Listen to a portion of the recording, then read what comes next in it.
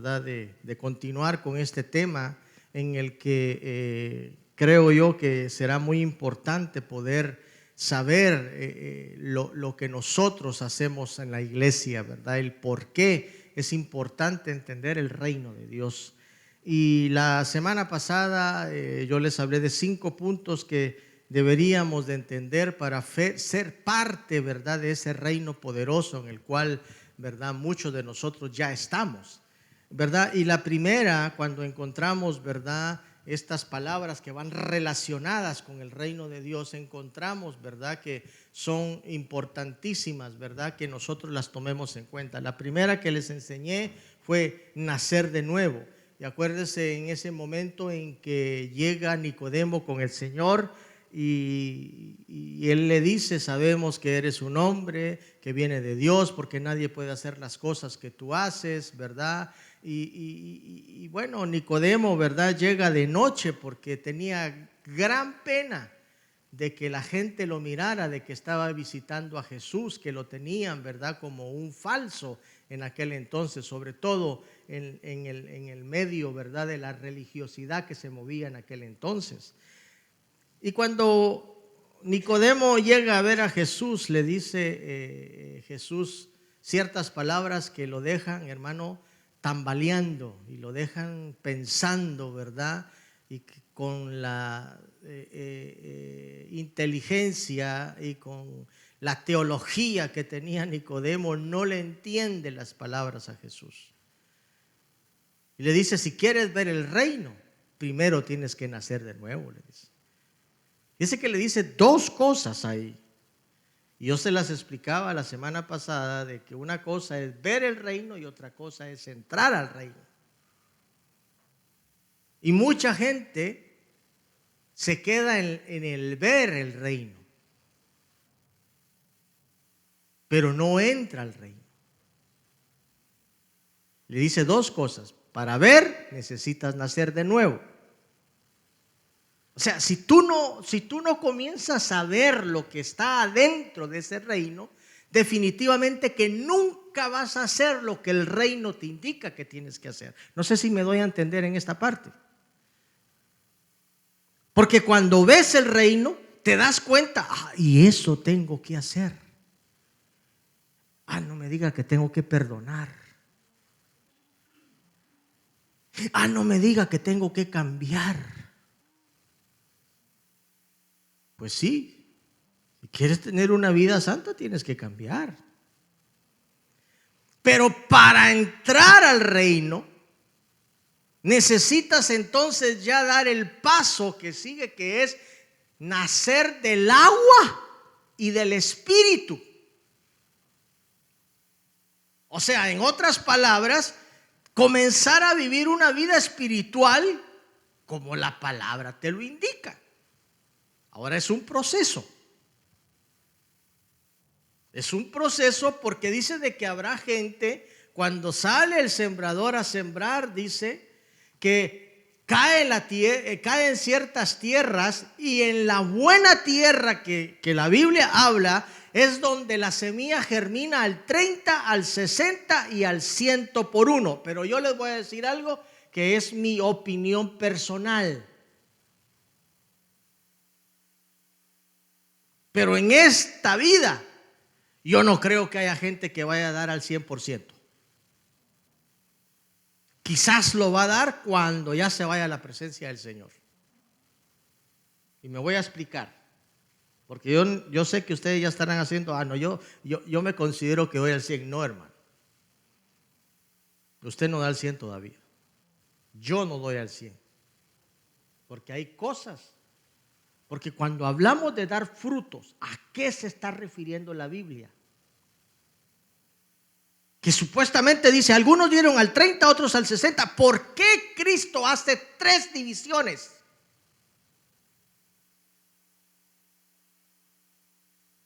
Porque hay gente que va a dar fruto, va a venir a la iglesia, se va a congregar, va a diezmar, va a ofrendar, va a trabajar, y eso para nosotros ya es un fruto. Pero cuando se trata de perdonar, perdóneme, pero ahí sí no, yo a ese no lo perdono.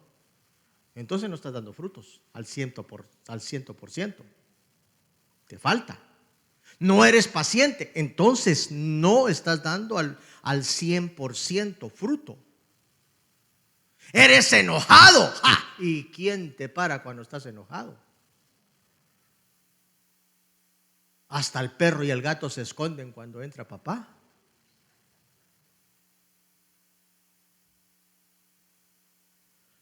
Pero bien viene a la iglesia, bien ofrenda, bien diezma. Y está considerado como un buen fruto ese también, pero lo estás dando al 30%.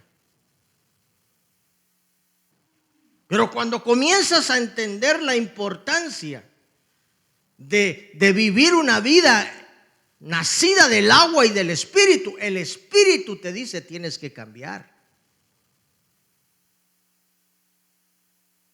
¿Sigo o no sigo? Porque los veo muy callados. Yo ni al 30 llego, pastor, porque a mí hasta diezmar y ofrendar me cuesta, y vengo tarde a la iglesia, como no tiene idea. Pero por lo menos vienes, ya comienzas a dar allá aquellos frutitos, aunque sean agrios y ácidos, pero los estás dando.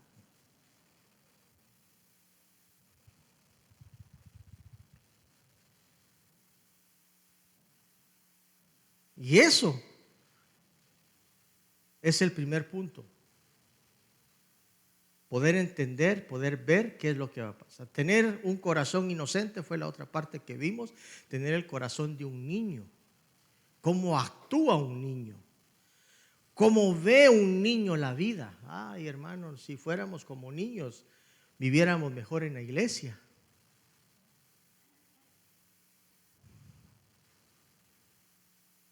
Porque un niño es capaz de olvidar cualquier cosa que le hagan rápido. Pero un adulto no.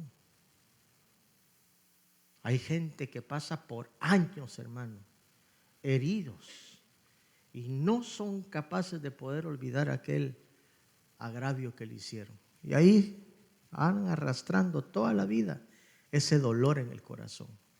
Cuando Jesús nos dijo, venid a mí todos los que estáis cargados y trabajados, que yo os haré descansar. Y la parte número 3, que es la que vamos a estudiar ahora, muchas veces es ser perseguido. Esto nos va a ayudar a entender mejor cómo funciona el reino. Porque muchas veces la persecución la vivimos adentro de la iglesia. Pareciera que no, pero sí, a veces la vivimos. Pero antes de comenzar, vamos a hacer una oración. Padre, gracias por este momento que nos das, Señor, en tu presencia. Pido, Señor, que abras los oídos espirituales a todos los que estamos acá, Señor, y que la palabra, bendito Dios, que va a ser entregada, que creo, Señor, que tú has puesto en mi corazón para transmitírsela a este pueblo santo, llegue al corazón y dé, Señor, el fruto que tú deseas que dé, Padre. En el nombre poderoso de Jesús dejo toda habilidad humana y me pongo, Señor, a tu servicio para que seas tú, Espíritu Santo, que hables a través mío. En el nombre de Jesús. Amén y amén. Muy bien. ¿Qué es ser perseguido? Y como sé que usted es muy exigente cuando uno les da un tema, pues ahí pusimos, ¿verdad?, lo que significa ser perseguido. La palabra hebrea básica para persecución y la palabra griega para persecución enfatizan la percepción de perseguir o causar problemas. El significado de esta palabra puede incluso perseguir o presionar, oprimir, acosar y también castigar. Sin embargo, la imagen de ser perseguido también puede tener connotaciones negativas, simbolizando miedo, peligro y la presentación de enemigos. Cuando nosotros entendemos, hermano, lo que es ser perseguido, En el Salmo 31:15 miramos esta forma que se expresa el salmista David y dice: en tus manos están mis tiempos, líbrame de las manos de mis enemigos, de aquellos que me persiguen. Cuando yo estaba viendo detenidamente lo que significa ser perseguidos bíblicamente, que pudimos analizar un poco, hermano, me di cuenta de que la persecución no necesariamente te van a perseguir, hermano, porque tú eres cristiano, ¿verdad? En sí será eso, ¿verdad? Pero el diablo va a utilizar de una u otra forma la persecución para que tú dudes de lo que estás haciendo adentro del reino. Si nosotros no entendemos que en esta vida, hermano, vamos a tener, hermano, momentos y tiempos en las que nos vamos a sentir, o que el diablo va a querer hacernos sentir que no valemos la pena y que lo que estamos haciendo no sirve dentro de la iglesia, hermano, entonces nosotros vamos a tener graves problemas porque no vamos a poder avanzar.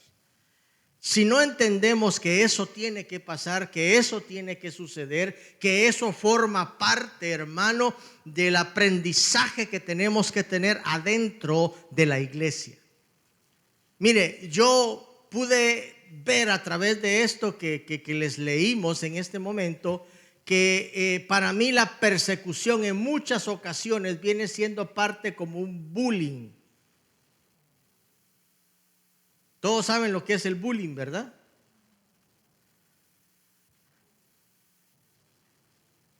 Y eso es lo que comúnmente la gente está viviendo, y más que todo en las escuelas. El bullying no es de ahorita, es la palabra que se inventaron para poder decir que la gente se burla de ti por cualquier cosa que tú eres. Si eres chaparro, si eres gordito, si eres chino, si eres latino, si eres moreno, si eres aquí, si eres de cualquier cosa, se burlan de ti. O porque no pudiste decir una palabra, la gente se burla de ti. Pero fíjese que quiero comentarle de que en mis tiempos ya existía también el bullying. Solo que yo no me dejaba. Yo era bronquero, hermano. A ver, ¿cuántos fueron bronqueros en su escuela? Yo sí, hermano, yo no me dejaba.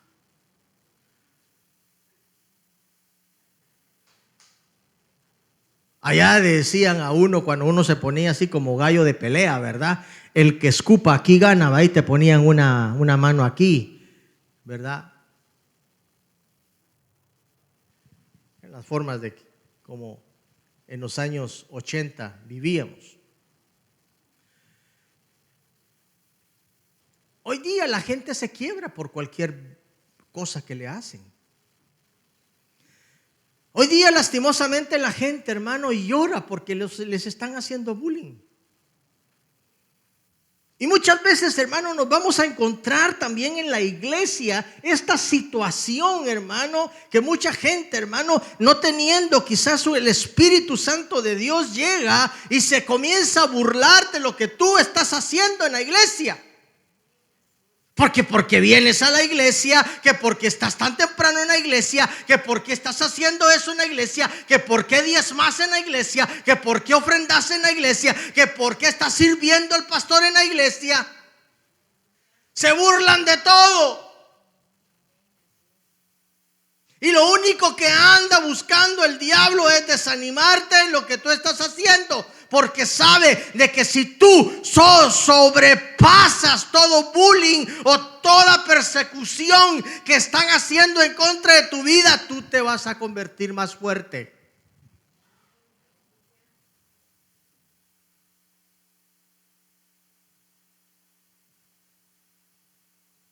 Qué duro cuando la gente comienza a burlarse de uno. Qué duro cuando tú comienzas a escuchar, hermano, la murmuración, el hablar de ti, el levantar calumnias en contra de ti, es una forma de persecución. Y no nos hemos dado cuenta de que son estrategias satánicas para dividirnos, hermano. Pero ahorita le voy a explicar por qué somos perseguidos bíblicamente.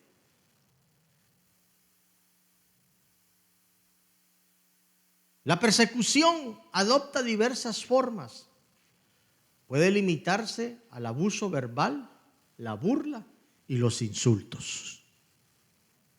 O sea, de que si algún día lo insulta algún hermano dentro de la iglesia, porque sabe que, mire, ¿sabe cuál es el más grave problema de todo esto? Es de que si usted allá afuera lo insulta a alguien, usted no le hace caso.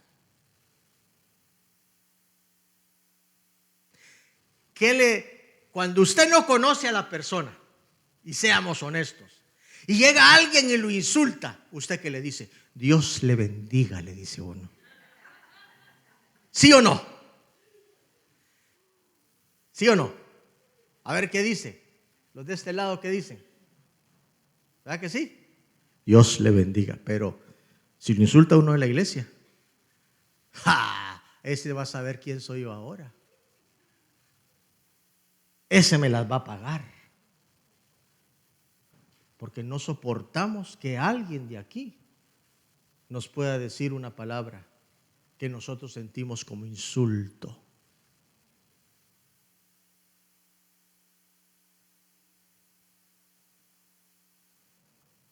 Ahí está el grave problema. Si el problema lo tenemos aquí adentro, no está afuera. Porque la gente de afuera usted dice, bueno, ese es inconverso, ese no conoce. Entonces, el diablo no utiliza a la gente de afuera, utiliza a la gente de adentro, aquellos que se dejan, perdóname la expresión, mangonear por el diablo. Porque son personas que a veces no tienen una relación con el Señor, porque si tuvieran una relación con el Señor, entendieran que el enemigo lo único que quiere es robar, matar y destruir. Ese es el trabajo del diablo. El diablo no tiene otro trabajo. El diablo jamás te va a bendecir a ti. Y mire, aún aquellos que le venden el alma al diablo, el diablo no regala nada sin antes recibir algo a cambio. Les va a dar fama, les va a dar poder. Mire el escándalo que hay ahorita con ese famoso rapero. Y ahí están metidos un montón de gente que usted conoce y que ha bailado sus canciones. Mire, ahí está el hermano Daddy Yankee metido. Que Dios lo ayude, ¿verdad? Porque se meten, se salen del evangelio y ya no les entiende uno qué es lo que quieren, ¿verdad? Pero bueno, ya será cuestión de ellos. Entonces, ¿por qué nos persiguen? El primer punto que yo encontré en la palabra, ¿por qué nos persiguen? Es porque usted quiere tener una vida santa. A ver, ¿cuántos quieren ser santos? ¿Sabe lo que significa santo? Santo no es que usted tenga una aureola. Eso se lo inventó la Iglesia Católica. Por eso que cuando nosotros, hermano, escuchamos la palabra santo, no, yo no puedo ser santo, dice usted, porque yo no estoy canonizado. Es que usted no va a ser canonizado. Ese es un término que utilizó la Iglesia Católica para agarrar gente como usted y como yo, y que la gente, ¿verdad? Como mi esposa me estaba contando ayer, que dice de que su abuelo se iba a un lugar ahí, San Juan o Pico, ¿verdad? Los que son de El Salvador, ¿verdad? Que dice que le iba a encender unas candelas y que llegaban delante del santo, ¿verdad? En este caso que era San Antonio, porque yo le digo, San Antonio, le digo, está por todos lados el San Antonio, le digo.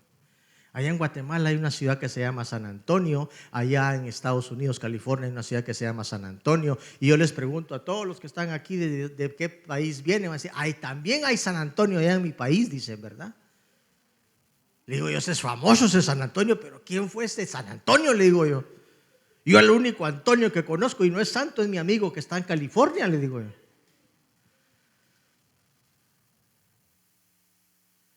Ah, no, me dice, no, es que fíjate que San Antonio era el santo patrono, me dice, de no sé quién, de las almas y que no sé qué, que no sé cuánto. Le digo yo, la iglesia, esa iglesia, le digo yo, cómo engañó a la gente. Le digo. Y mi abuelo me dice, cuando quería un milagro, viajaba hasta ese lugar y dice de que le llevaba y le encendía una vela. Y cuando la vela se acabara, él recibía el milagro. Espero que no le haya encendido una veladora, le digo, porque si no, tarda años en que se acabe la veladora. No, me dice, mi abuelo era inteligente, cortaba, me dice, la vela a la mitad.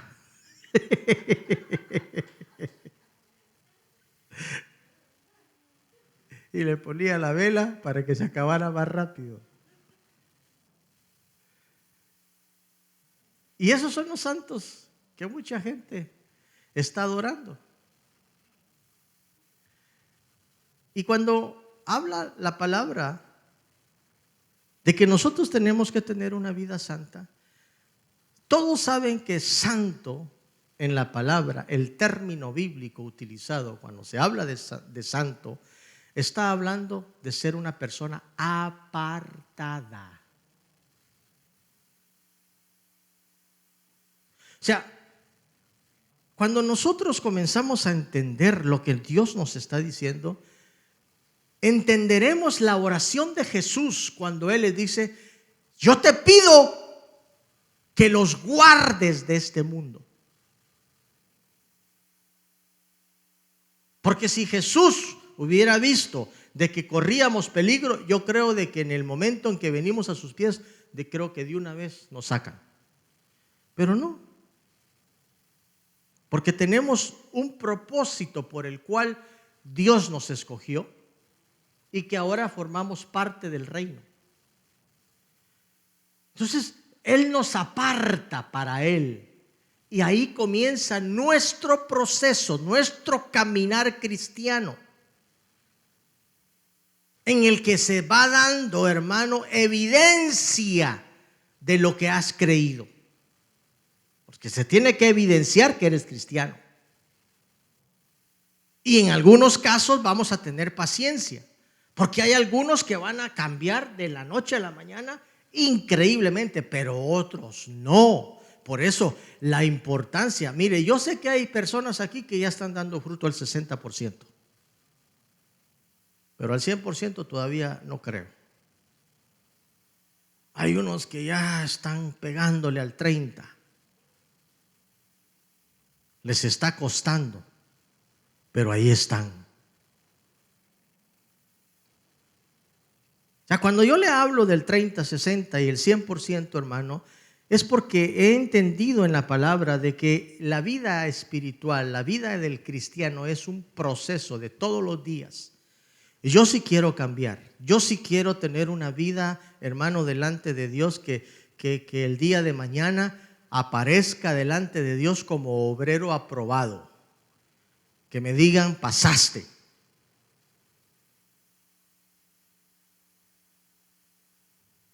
Y el 61 pasa raspado, ¿verdad?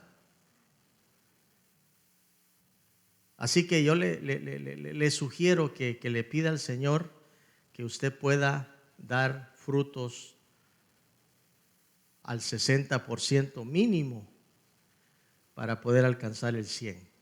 En el 30 no le recomiendo, porque no se va a ver el 100% de lo que usted ha cambiado en la vida espiritual. Segunda de Timoteo, capítulo 3 y verso 10 al 14.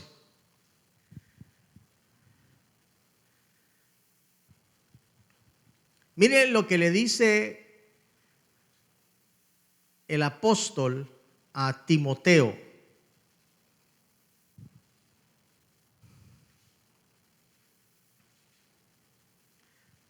Te van a perseguir por tener una vida santa.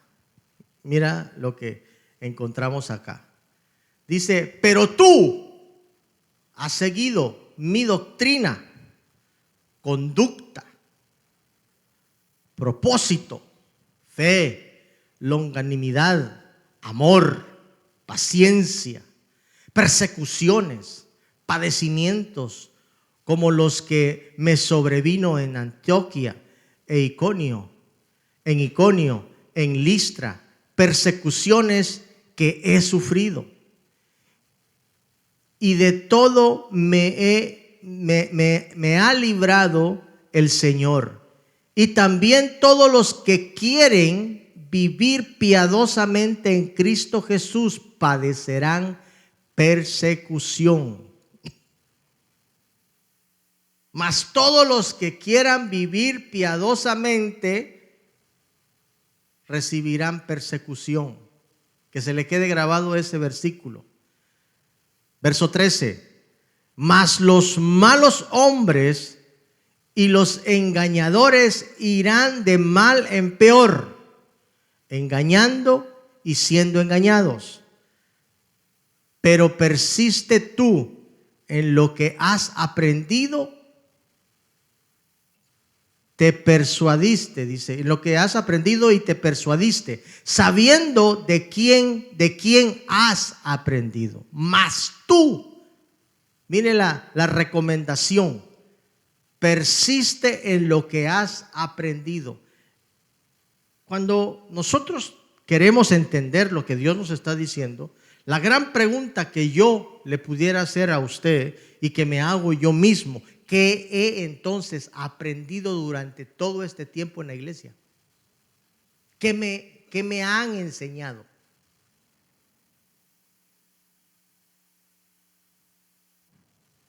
Servir a Cristo es lo mejor que nos puede pasar. Yo no sé cuántos de los que están acá podemos decir abiertamente de que el camino del Señor es el mejor camino que pudimos haber encontrado.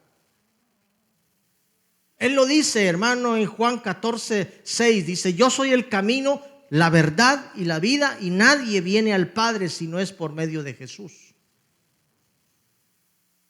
O sea, el mejor camino que nosotros tenemos es el camino del Señor. Pero para poder, hermano, entender que es el buen camino, nosotros tenemos que penetrarnos en la palabra y poder entender de que en esta vida, en este caminar cristiano, vamos a tener dificultades. Aquí el apóstol Pablo le está diciendo, yo he sido perseguido por malos hombres. ¿Usted cree que no criticaban al apóstol Pablo? ¿Usted cree que el apóstol Pablo, como es el perito arquitecto de la iglesia, a él no lo tocaba la gente? Ay, hermano. Pero permanecer en la creencia que tú tienes, más tú persiste en lo que has aprendido.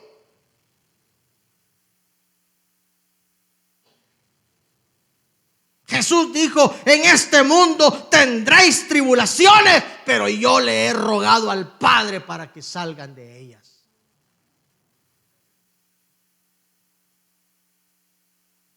Pues hay gente que se decepciona de la iglesia y se termina yendo. Porque a un hermano le hizo mala cara y se van de la iglesia. Es porque no has podido entender que esa forma es una parte de persecución en tu vida.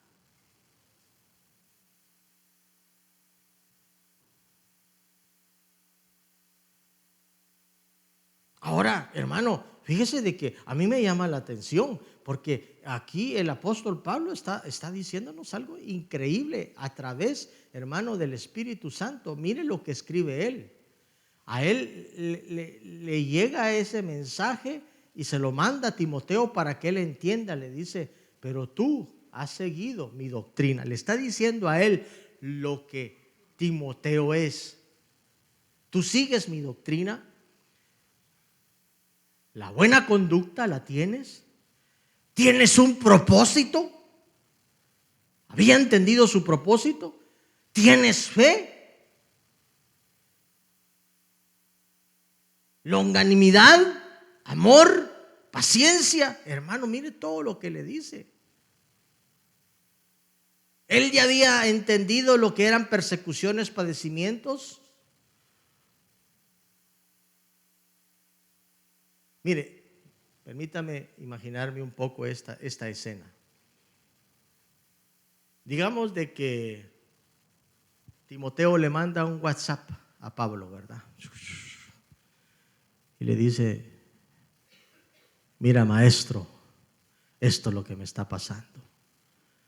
La gente está hablando de mí. La gente está diciendo cosas.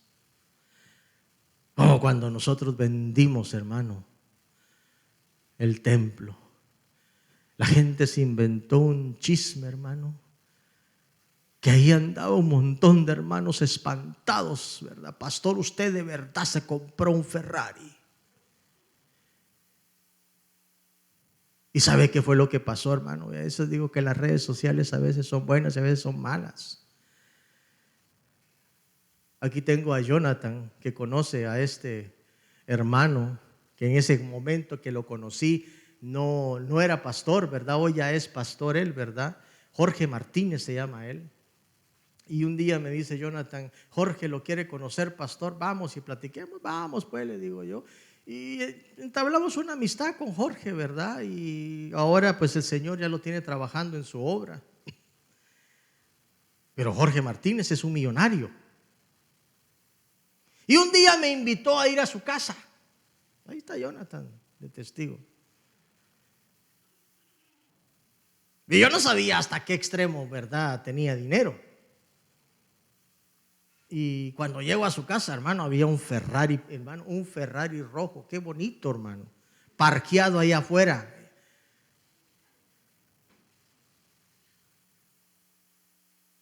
Y platicamos, estuvimos ahí, tomamos un café, hablamos de las cosas del Señor y estaba contento Jorge. Y bueno, pasamos un buen tiempo ahí. Al salir, ¿verdad?, al terminar, ya nos veníamos con mi esposa. Le digo yo: ¿me puedo tomar una foto? Le digo yo. Yo no sé si sea pecado ponerse a la par de un carro y tomarse una foto, ¿verdad? Yo no sé cuántas veces voy a estar cerca de un Ferrari, dije yo entre mí, ¿verdad? Y esta es la oportunidad de tomarme una foto. Pero adentro de su garage tenía un Lamborghini.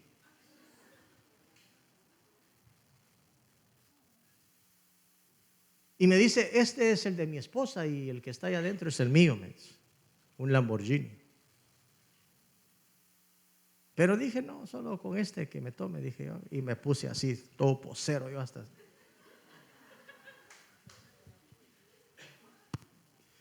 Me tomé la foto y la puse en el internet. Y explotaron las redes sociales.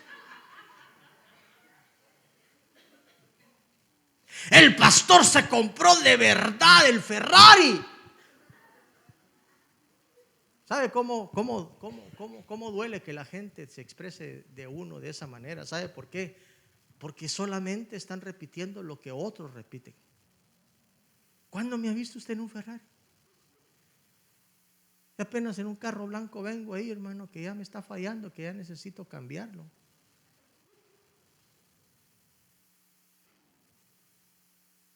Pero somos perseguidos. Hoy Josué, que es pastor, va a ser perseguido. Se compra un carro nuevo y se van los diezmos, aunque no reciba nada. ¿Sabe que más adelante vamos a leer cuando el apóstol Pablo dice de que él utilizaba sus manos para trabajar? La iglesia tiene 26 años. Nos acabamos de cumplir. ¿Sabe usted cuántos años yo trabajé? Desde 1998, hermano, levantándome a las 5 de la mañana, atendiendo teléfonos, hermano, porque ya después de un cierto tiempo pude tener un teléfono, porque al principio, ¿sabe qué era lo que tenía? Un Paget. Y uno se sentía hasta importante cuando te sonaba esa cosita, ¿se acuerdas, verdad?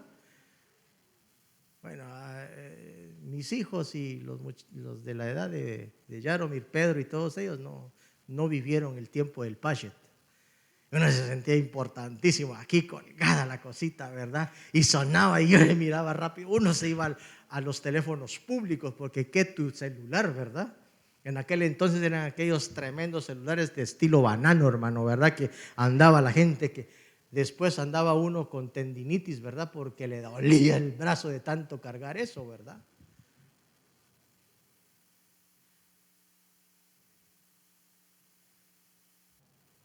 Y trabajamos hasta el 2012 en lo secular.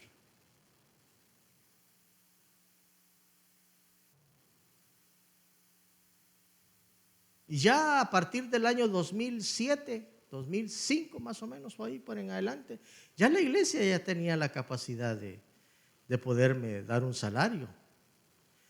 Pero como la gente, hermano, siempre te persigue, que por qué aquí, que por qué al pastor, y esto y lo otro. Yo me acuerdo la primera vez que hablaron de darme un salario, llega una persona y dice, yo creo que el pastor es capaz de vivir con $500.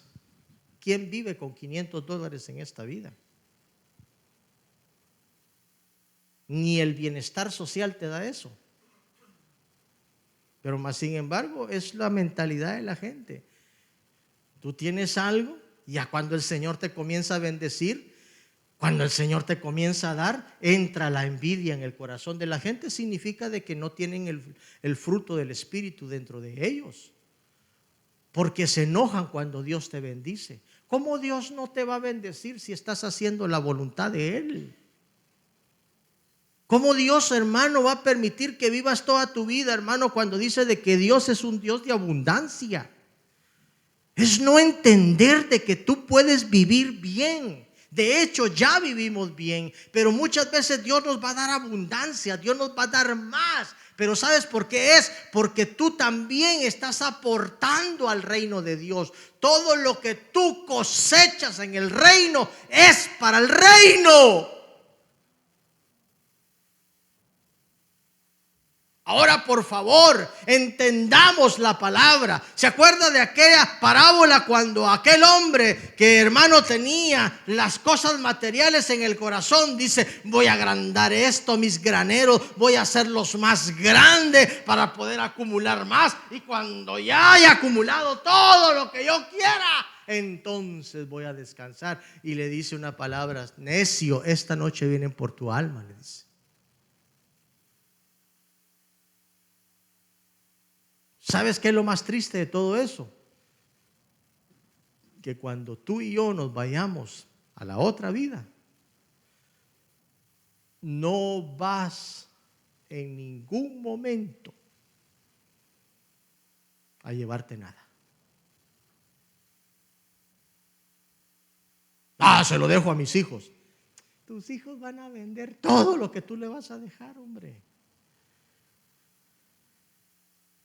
Y si no preparaste el corazón de tus hijos, ¿sabes qué va a pasar? ¿Sabes qué va a ser lo triste de todo esto? Que hasta se van a pelear por lo que dejaste.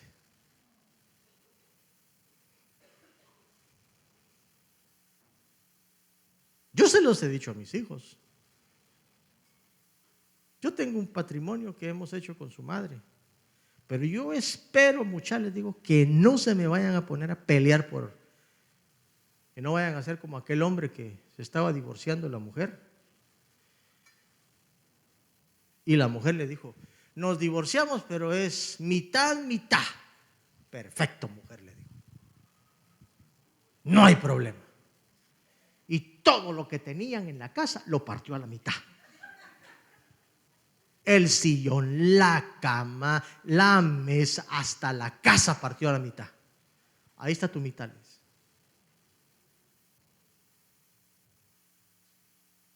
Cuando tú entiendes cómo tienes que vivir en el reino, tú no actúas de esa manera. Tú sabes quien pelea por ti es el Señor. Y muchas veces la clave para poder ganar las batallas, ¿sabe cuál es? Quedarse callado.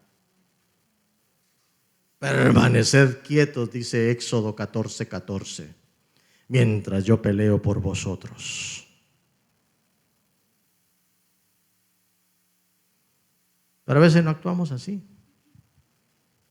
Entonces, cuando nos damos cuenta de que ser perseguidos es porque tú tienes una vida santa, porque quieres hacer lo correcto delante de Dios, ya tu vida debería de ser diferente y entender lo que la palabra del Señor te está hablando. Entender de que va a haber gente mala, gente engañadora, gente manipuladora. Sí. Yo lo único que le pido al Señor es que usted no vaya a ser de esos. Porque sería duro que usted fuera un engañador o una persona que va a perseguir a otro. Mejor sea usted el perseguido, hombre, que vale la pena ser perseguido. El segundo punto. ¿Por qué somos perseguidos? Simple y sencillamente porque trabajas en la iglesia. Yo me he dado cuenta, hermano, de que hay gente que el Señor los levanta, hermano, y los comienza a utilizar. Y la gente comienza a decir, ve, ¿y ese qué se cree? Es lamebotas del pastor, por eso lo pusieron ahí. ¿Tú te has preguntado por qué a veces la gente sube más rápido que tú? Porque hay personas que cuando deberías de ser tú el maestro, todavía se te tiene que dar lechita. Todavía se te tiene que, hermano, ay, hermanito, venga, por favor, estarte rogando para que trabajes. Pero hay otros que dicen, presente, aquí estoy, envíame a mí. ¿No le parece algo curioso con lo que dice Isaías? Heme aquí, dice, envíame a mí, porque no había nadie. ¿Cuántos han visto aquellas películas donde están al frente todos los soldados? Y dice, necesito un valiente que vaya y haga esto, haga lo otro, aquí, allá. A ver, alguien que diga yo, que dé un paso al frente. Y todos dan un paso para atrás. Y el que no escuchó se queda ahí parado, dice, bueno, a ti te toca. Muchas veces así hacemos nosotros. Aquel hermanito que no está entendiendo ni jota lo que le están diciendo, es el que el Señor comienza a utilizar, porque es el valiente. No, pero después cuando el Señor lo comienza a usar, cuando usted comienza a entender de que tiene unción esa persona, dice, miren, ese está ahí porque de plano entró por cuello. No, hermano, tú no quisiste. Déjate de cuentos. Estamos, como dice la Biblia en Mateo 23, de aquellos que no entran ni dejan entrar. ¿Sabía usted que hay gente que se pone en la puerta y no deja entrar a nadie? Está hablando de una puerta espiritual, por supuesto, ¿verdad? Espérate, le voy a hacer la vida imposible a este hermano para que se decepcione. Qué triste es una vida así. ¿Porque trabajas en la iglesia o porque trabajas en la obra? Primera de Corintios capítulo 4 del 10 al 13. Mire lo que dice. Nuestra entrega a Cristo nos hace, dice, parecer tontos.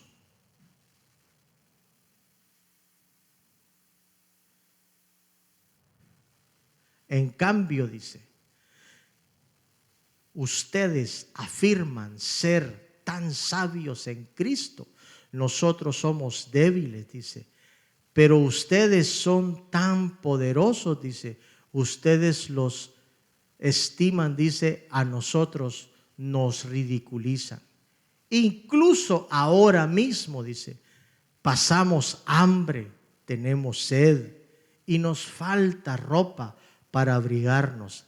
A menudo somos golpeados y no tenemos casa. Nos cansamos trabajando con nuestras manos para ganarnos la vida. Bendecimos a los que nos maldicen. Somos pacientes con los que nos maltratan. Respondemos con gentileza cuando dicen cosas malas de nosotros. Aún así se nos trata como la basura del mundo, como el despreciado de todos hasta este preciso momento. Mire, esta es una versión actual, ¿verdad? Mire lo que el apóstol nos está hablando. Dice que por trabajar todo lo que la gente habla y dice de él. Pero a mí me llama la atención que el apóstol Pablo dice: respondemos con gentileza cuando dicen cosas malas de nosotros. ¿Cómo respondemos cuando alguien se opone al trabajo que nosotros estamos haciendo? Yo puedo contarles de mucha gente que yo he visto, hermano, cómo ha podido avanzar. A mi mamá, ¿cuántos conocen a mi madre? Allá está sentadita mi viejita, ¿eh? Levante la mano, doña Elsa. Ella ha sido una mujer que ha sido mi ejemplo en trabajo arduo en la casa de Dios. Pero usted sabe que a mi mamá la han tratado de bruja. Yo sé que le da risa, pero ¿qué pasaría si a usted le dicen que usted es una bruja? Porque anda orando en las casas, porque anda ayudando cuando la gente tiene problemas espirituales. Y sabe que las palabras no vienen de la gente de afuera. Hermano, si fuera de la gente de afuera, ninguno de los que estamos aquí estuviéramos mal, hombre. Pero cuando usted sabe de que viene de alguien de adentro, que lo conoce, que ha tomado café con usted, que le ha dicho: ay, hermanita chula, cómo se ve usted de hermosa cuando canta, y después le están metiendo la daga por atrás. ¿Cómo se sentiría usted? Cuando dicen calumnias de tu vida, cuando están diciendo mentiras, ¿cómo respondes tú a la gente? Y si nosotros respondemos mal por mal, entonces estamos mal. Me salió en verso, ¿verdad? Está bueno. Ya veo que hasta poeta me he vuelto. ¿Cómo es que decían antes? Me salió en verso y sin esfuerzo, dice.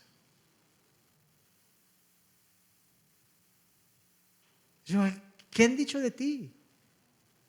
Ahora la pregunta es: ¿estarías dispuesto a aguantar lo que vienen a decir después? ¿Cuánto estarías dispuesto a aguantar?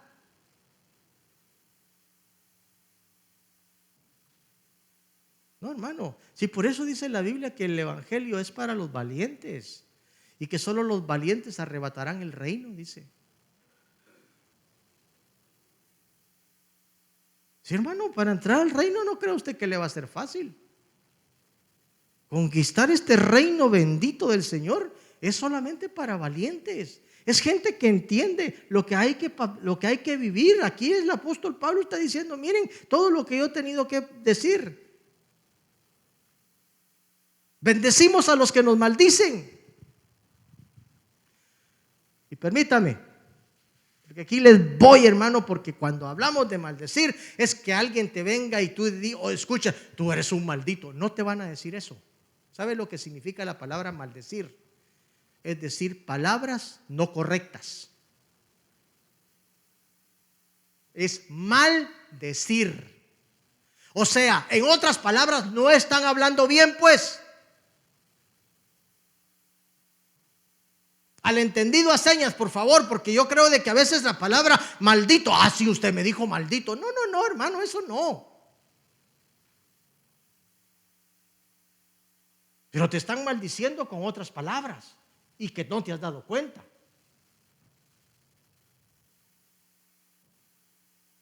Bendecimos a los que nos maldicen.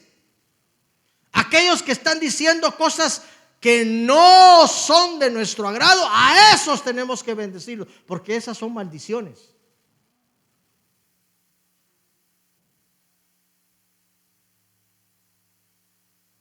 Como cuando alguien te dice, yo espero que no te vaya a caer, le dice, tal cosa, te están maldiciendo.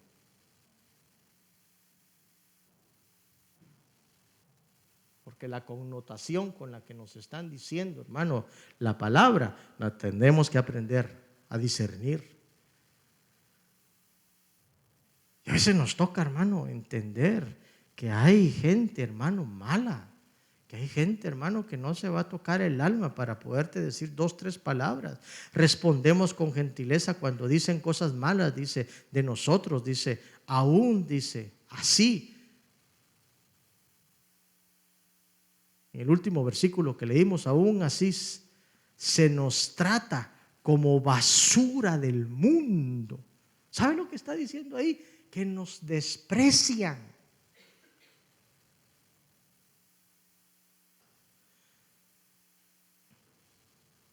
¿Usted de dónde es? Yo soy guatemalteco. En Guatemala solo indios hay. ¿Sabe usted que hubo una persona? No, ya les iba a decir de qué país era, pero mejor me quedo guardado, ¿verdad? Y me dice, vos, ¿de qué tribu sos de Guatemala? Soy cachiquel, le dije. Porque a mí no me avergüenzan mis raíces. Y si la gente dice que soy indio, soy indio.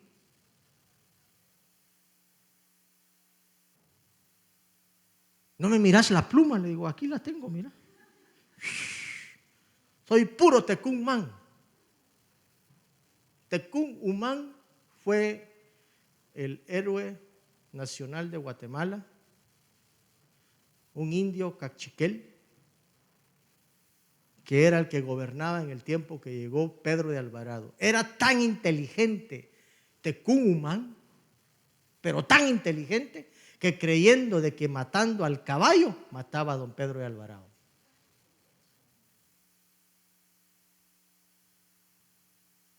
Así de inteligente era Tecumán. ¿Pero me avergüenza ser de Guatemala? No.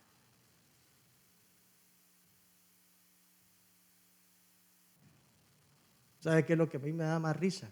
Mire, que hay guatemaltecos que sí les da vergüenza decir que a veces son guatemaltecos. Yo espero que aquí no haya ninguno, ¿verdad? Aquí se vienen a poner los trajes típicos, pero allá en Guatemala jamás se los ponen. ¿Te avergüenzas de ser del país donde tú eres? No, yo espero que no. Cada país tiene su historia bonita y Guatemala tiene la suya, con sus costumbres, con sus cosas, con todo lo hermoso que tiene. Pero de mí se han burlado porque soy guatemalteco.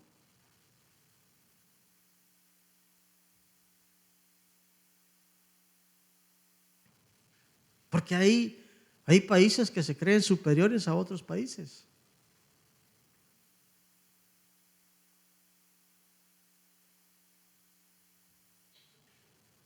Y sobre todo cuando comienzan a hacer las clasificaciones de cuáles son los países más pobres. ¿Sabía usted que Guatemala es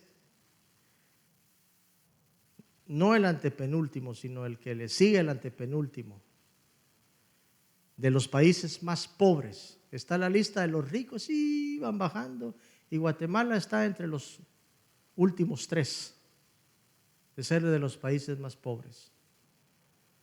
Pero yo en Guatemala conozco un montón de gente rica, así como lo hay en todos los países. ¿Sabe cuál es la mayor riqueza? No es que tengas tanta plata, sino que aprendas a vivir tu vida. Esa es la mayor riqueza. Entonces, cuando nosotros trabajamos, vamos a sufrir un montón de cosas. Se van a burlar del lugar donde tú eres. Se van a burlar por quién tú eres. Si eres chaparro, si eres gordo, si eres flaco. Hasta apodo te van a poner. A mí me dicen el papucho. Es para hacerlo reír porque está muy serio, hombre.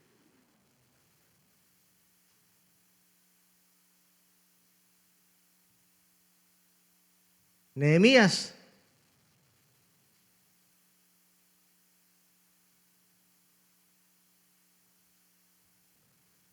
A ver, un muchacho ahí con voz de trompeta que lo lea, por favor. Oiga bien este pasaje. Nehemías 4, del 1 al 3. A ver, Yaromir, léelo con voz de trompeta.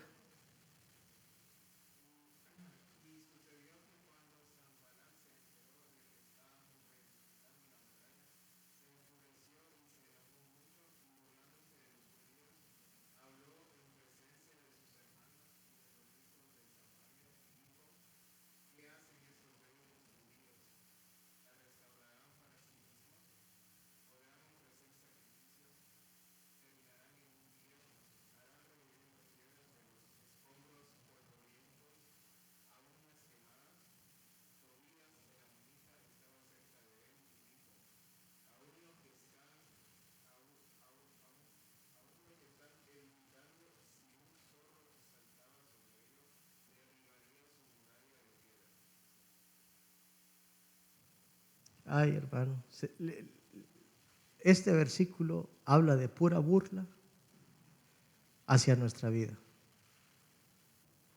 Mire primero qué es lo que les dice. ¿Cómo ve Sanbalat y el resto de gente a los judíos? ¿De qué manera los ve? Como débiles. Miren estos débiles construyendo. Miren esta gente, ¿qué es lo que está haciendo? No puedo creer. Y se comienzan a burlar de ellos. Pero primero, fíjese la actitud. ¿Por qué se van a burlar de ti? Porque están enojados por lo que estás haciendo. Están enfurecidos. Que tú estás haciendo lo que ellos deberían de hacer.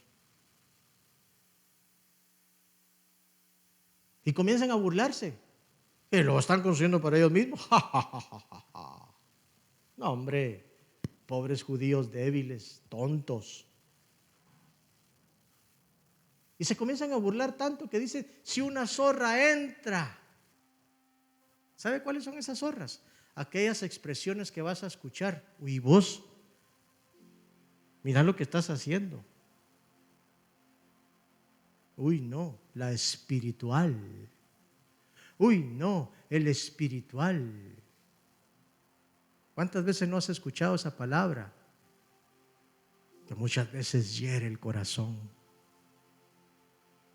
Porque se están burlando del trabajo que estás haciendo. Eso es ser perseguido por lo que estás haciendo. Porque estás ayudando a la gente. ¿Qué se creen esos judíos debiluchos? Que creen que van a volver a ir a adorar a ese templo. Que porque están restaurando van a tener la capacidad otra vez de ir a cantarle a su Dios.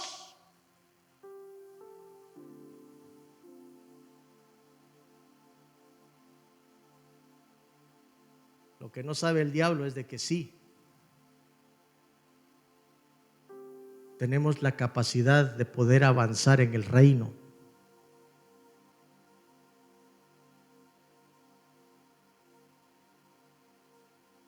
Y poder entender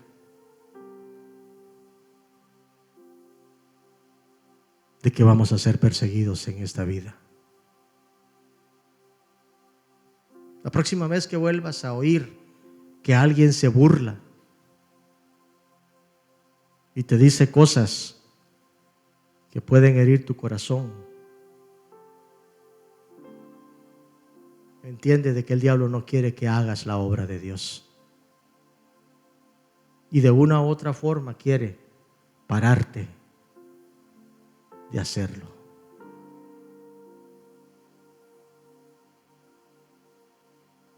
Quiero ir rápido en el número 4,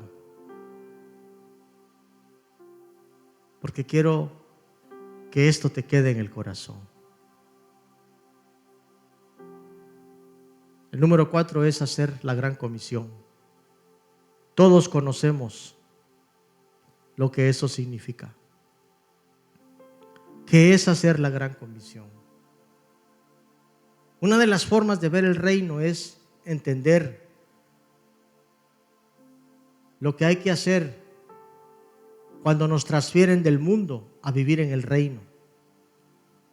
Nos damos cuenta de que tenemos un propósito en la vida. Tú no estás aquí por casualidad, tienes un propósito. Las casualidades no existen en el Señor, solo propósitos. Mateo 28, 16 al 20 dice: pero los 11 discípulos se fueron a Galilea, al monte donde Jesús les había ordenado. Y cuando le vieron, le adoraron. Pero algunos dudaban. Es normal. Es normal que algunos duden a veces. La duda es buena, pero no la anides. Disípala de tu vida y atrévete a creerle al Señor. Y Jesús se acercó y les habló diciendo: toda potestad me es dada en el cielo y en la tierra. Por tanto, id y haced discípulos a todas las naciones, bautizándolos en el nombre del Padre y del Hijo y del Espíritu Santo, y enseñándoles a que guarden todas las cosas que os he mandado. Y he aquí, yo estoy con vosotros todos los días hasta el fin del mundo. Mire qué promesa tan grande que nos deja nuestro amado Jesús. Pero este versículo que leímos en el verso 20 y el verso 19 es un imperativo. Esa es la comisión que Dios nos dejó. Entonces, ¿qué es la gran comisión? La gran comisión se refiere a la orden de avanzar que Jesús da a la iglesia después de su ascensión y antes de su retorno,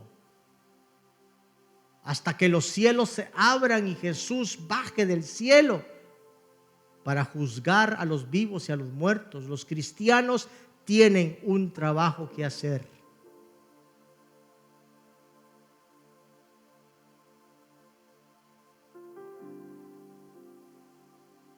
La unción, o la gran comisión, mejor dicho, solo se puede hacer bajo la unción del Espíritu Santo.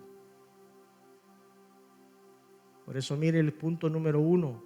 La gran comisión es una tarea imposible de realizar si es en nuestra propia fuerza.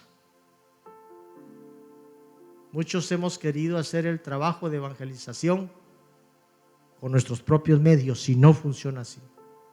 Hechos 1:8 dice: pero recibiréis poder cuando haya venido sobre vosotros el Espíritu Santo, y me seréis testigos.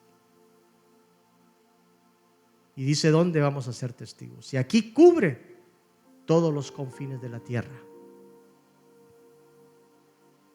Por eso es muy importante que si quieres hacer evangelización, tienes que tener la llenura del Espíritu Santo sobre tu vida.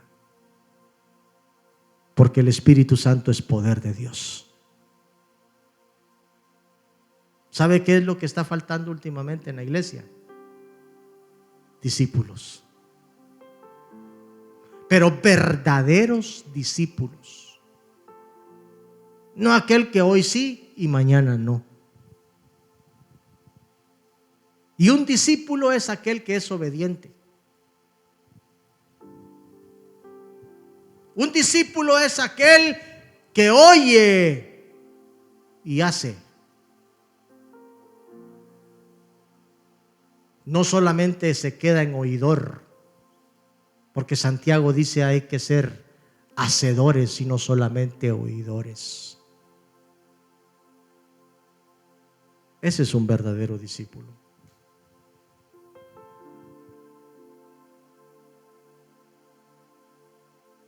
Punto número 2, la gran comisión no es una tarea individual, sino del cuerpo.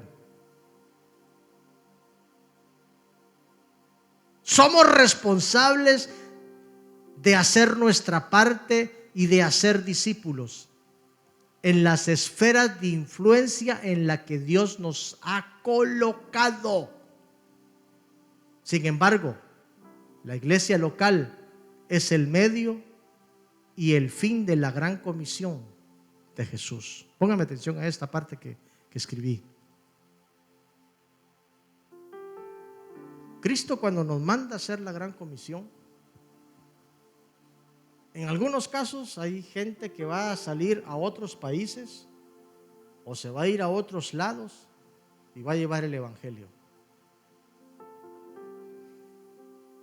Pero muchas veces Dios te va a usar en el ámbito en el cual tú te manejas.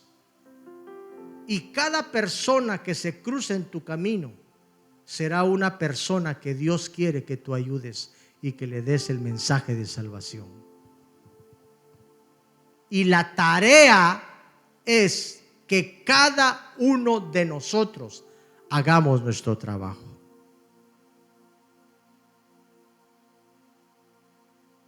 ¿Sabe por qué las iglesias ahora no crecen? Porque no hemos entendido de que el trabajo es de todos.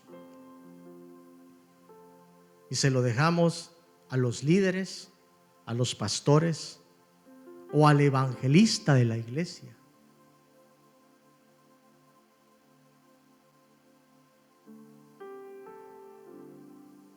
Y no funciona así. Romanos 12, del 4 al 5 dice: porque de la manera que en un cuerpo tenemos muchos miembros, pero no todos los miembros tienen la misma función. Así nosotros, siendo muchos, somos un cuerpo en Cristo, y todos miembros los unos de los otros. Una iglesia nunca va a crecer si la gente no entiende cuál es su propósito.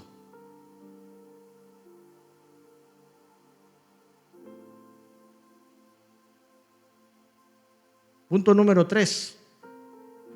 La gran comisión es el mandamiento de Jesús para sus seguidores como miembros de las iglesias locales, de llevar el evangelio a las naciones con el propósito de que se conviertan, sean bautizados y sean enseñados a obedecer su palabra. La falta de discípulos ha hecho que la iglesia no siga creciendo. Y hay una recomendación de Pablo a Timoteo. En 2 de Timoteo 4, del 1 al 5, dice: te encargo solemnemente en presencia de Dios y de Cristo Jesús, que ha de juzgar a los vivos y a los muertos, por su manifestación y por su reino. Predica la palabra, insiste a tiempo y fuera de tiempo, redarguye, reprende, exhorta con mucha paciencia e instrucción, porque vendrán tiempos cuando no soportarán la sana doctrina, sino que teniendo comezón de oídos, acumularán para sí maestros conforme a sus propios deseos, y apartarán sus oídos de la verdad, y se volverán a mitos.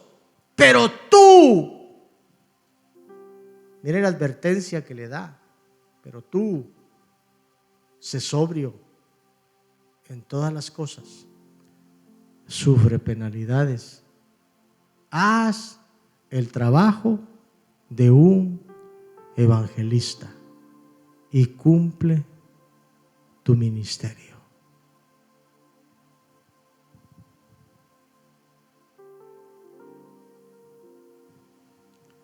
Jesús invitó a sus discípulos a ser más discípulos. Usted se estará preguntando, ¿y yo podré formar a un discípulo? Sí. Si tú ya te dejaste formar, puedes formar discípulos. Hay un plan muy bonito que hace muchos años lo ministramos y se lo hablamos a la iglesia. Y ese plan era el 1 por 1. ¿Cuál es el 1 por 1? Muy sencillo.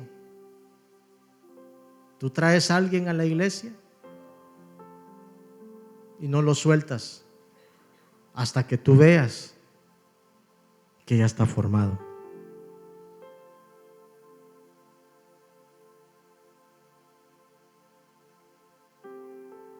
Uno por uno. ¿Sabe cuántos seríamos el próximo año si cada uno de los que estamos acá formamos a uno? Y ya no me salgas con el cuento. No, es que yo no tengo palabras. Usted, entonces tú no te has dejado formar. Porque de los 11 que quedaron, porque Judas se murió,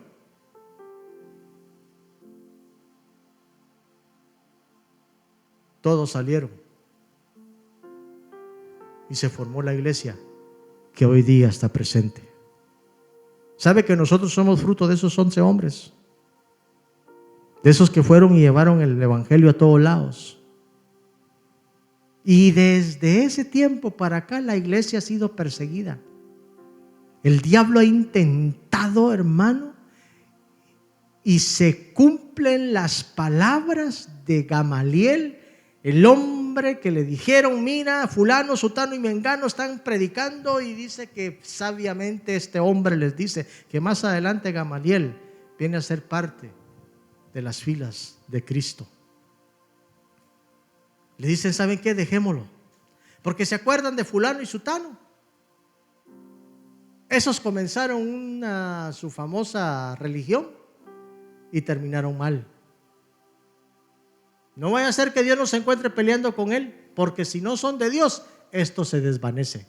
¿Cuántas religiones cree usted de gente que ha surgido han terminado mal? Y la única que permanece a través de los años, a pesar de las persecuciones, es la de Cristo Jesús.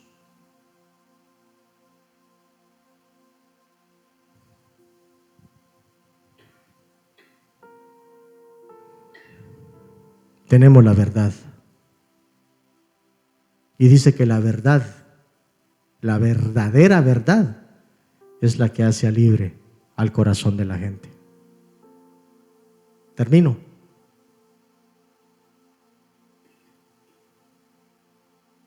Por falta de discípulos, la iglesia no crece.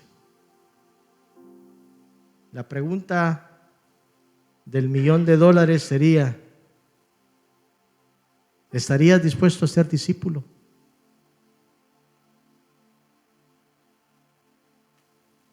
Discípulo es aquel que sigue fielmente, que va y predica el evangelio y que enseña a la gente a guardar lo que Él nos ha enseñado. Pongamos atención a esto último que le voy a decir. No todas las personas cambian de la noche a la mañana y tenemos que tener paciencia con ellos. Pedro fue uno.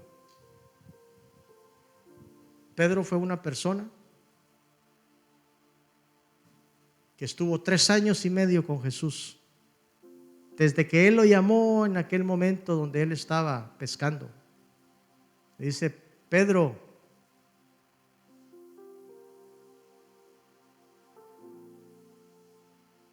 deja eso y a partir de hoy te haré pescador de hombres, le dice. Pedro no entendió lo que le estaba diciendo. Y ahí Jesús les comienza a hablar del reino. En un momento dado, las personas hubieran dicho: qué revelación la que tiene Pedro. Fue el único que dijo quién era Cristo. El resto no.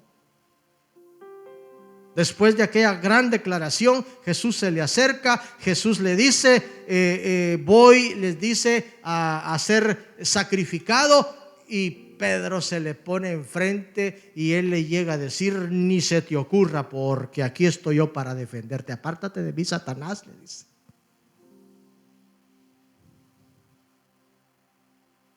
¿Cómo es eso que después de tener una revelación viene Cristo y le dice: apártate de mí, diablo?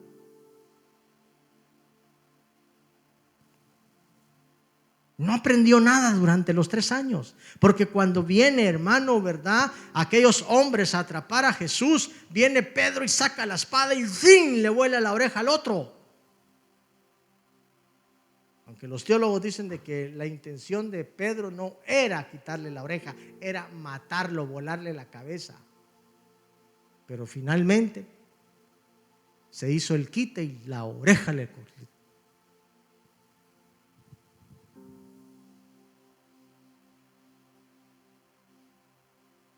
Pero Dios tenía un plan. Ese tipo rudo, enojado, de mal carácter, ha de haber sido cosa seria, Pedro, hermano. Así como muchos de nosotros somos cosa seria. Pero tenía un propósito para la vida de Pedro. ¿Sabe por qué Jesús le pega la oreja a Malco?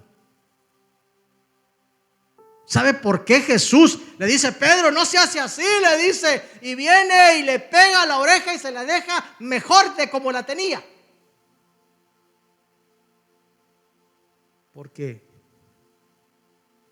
si los romanos llegan delante de aquel que estaba gobernando, a Pedro lo matan en ese momento por haberle quitado la oreja a un centurión romano o a un soldado romano.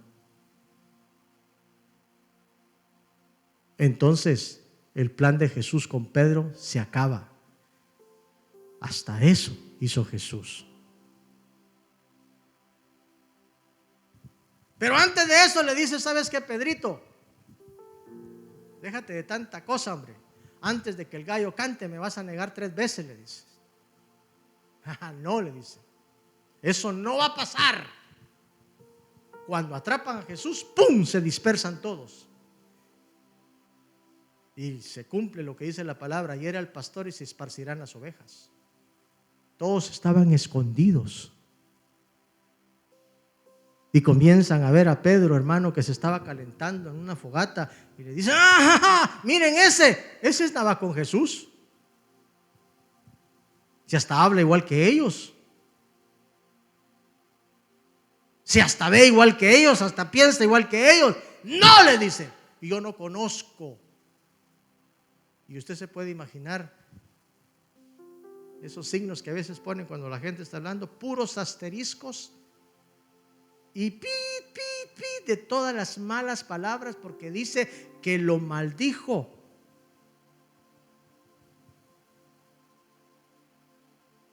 Con maldición y juramento, juro que no conozco al tal, dice.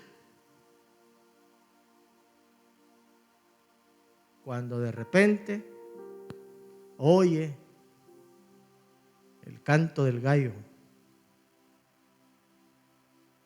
que de hecho no fue un gallo. Los gallos no cantan a las 3 de la mañana. Era una trompeta que sonaba y que le llamaban el gallo. Pero esa es historia, ¿va? Si fue un gallo o fue una trompeta, lo importante es de que él escuchó y entendió lo que Jesús le estaba diciendo.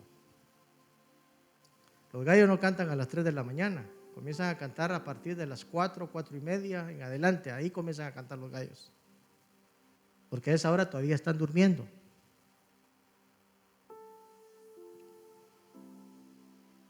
Dice que Pedro lloró amargamente.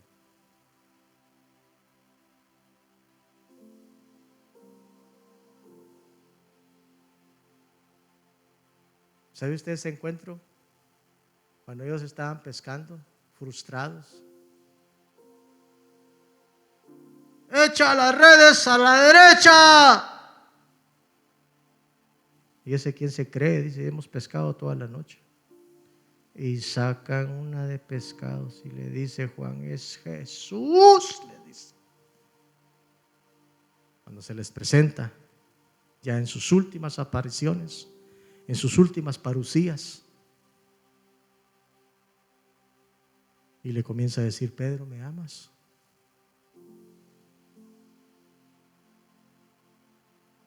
Me ágape, Pedro.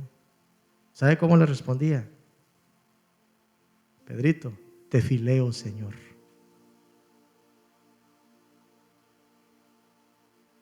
El ágape al filiar son dos cosas diferentes que más adelante se les puede enseñar si quieren. Pero ahorita ya no tengo tiempo porque usted ya se quiere ir a comer. Yo también. Me ágape, Pedro, segunda vez, te fileo, Señor. La tercera vez lo mira y le dice, me ágape, Pedro. Y con una voz quebrada le dice, tú conoces todo, Señor. Ya no le dice te fileo, tú lo sabes todo, le dice. Mirándolo profundamente, le da la orden de cuidar a la grey. ¿Tú dejarías a un hombre enojado, rebelde, engreído muchas veces, para que cuide la grey de Dios? ¿Sabes por qué lo hizo Jesús? Porque ya había entendido su lección. Lo que significa de que Dios tiene la confianza puesta en ti.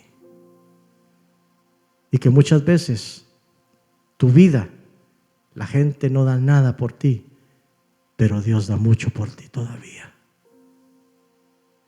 No dejes de hacer el trabajo que Dios te encomendó. Aunque tú te sientas que ya no tienes nada que dar, Dios te dice, puedes dar mucho todavía. Pedro, cuida mis ovejas. Y fue el que se paró 2 sermones, 8,000 gentes. ¿Cuál fue su final? Lo atrapan, lo persiguen y lo mandan a la muerte. Y te vamos a crucificar como Jesús. No, lo siento, le dice. Ustedes me crucifican cabeza abajo. ¿Sabe por qué se crucificó a Pedro cabeza abajo? ¿Por qué dijo él cabeza abajo? Porque él se dio cuenta de que él no era la cabeza. Pero la Iglesia Católica lo hizo cabeza. Pedro no fue el primer papa, hermanos. No nos equivoquemos. Pedro fue el apóstol que Dios dejó para que pudiera ayudar a la gente a llegar a Cristo. Por eso yo no me llevo la gloria, dijo. A mí me crucifican de cabeza porque yo cabeza no soy. La cabeza es Cristo. Él es el que tiene que ser adorado en todo tiempo, hermano. Y nosotros debemos de seguir ese ejemplo. No hay discípulos hoy día. Los discípulos se fueron a descansar. Pero yo te quiero invitar a que vuelvas una vez más a tener espíritu de discípulo de Cristo, para que vayas por todo el mundo y ahí donde te encuentres prediques el evangelio. Quiero que cierres tus ojos. Te quiero pedir que te pongas de pie, por favor. Primer domingo de cada mes es un poquito más largo que los otros, por la Santa Cena. Hoy tuvimos que hacer la presentación de nuevos miembros, de los que se bautizaron.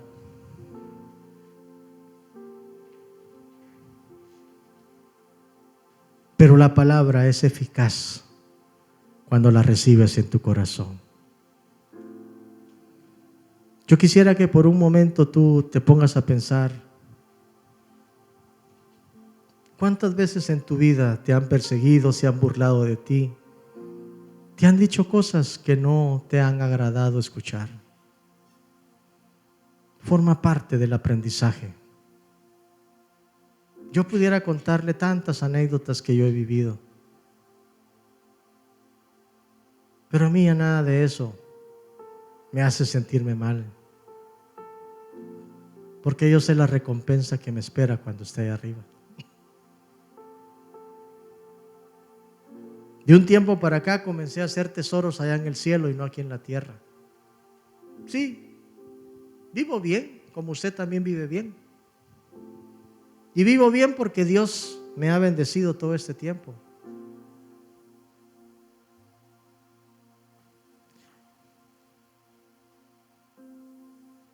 He pasado tiempos difíciles, momentos duros, pero Dios nunca me ha abandonado.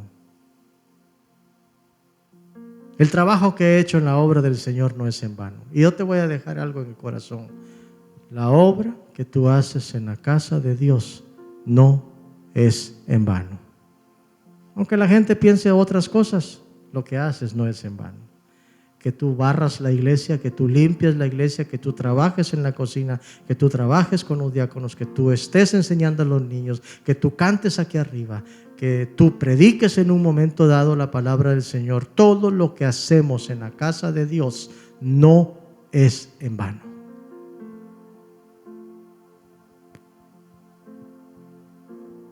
Pero ¿sabes cuánto más el Señor no se va a alegrar? Porque lo que hacemos en la iglesia es bueno, pero ¿sabes cuánto más el Señor se va a alegrar cuando Él vea que tú le estás hablando, aunque sea a una persona, por año, que lo traes a los pies del Señor y que lo discipulas y que le enseñas a vivir como la Biblia dice que tenemos? Dice, enseñándoles todas las cosas que os he enseñado. ¿Qué vas a enseñar? Lo que has aprendido. Eso es lo que Dios quiere que nosotros hagamos. Yo quiero que cierres tus ojos. Y me interesa que hoy día tú puedas decirle al Señor, Señor, quiero ser un discípulo. Dile, quiero ser un discípulo tuyo, Señor, un verdadero discípulo.